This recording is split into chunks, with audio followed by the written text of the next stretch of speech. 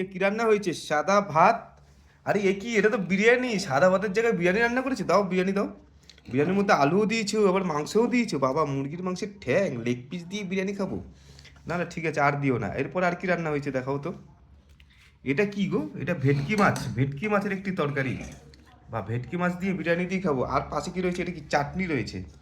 এটা কি রয়েছে? পায়েসও রয়েছে।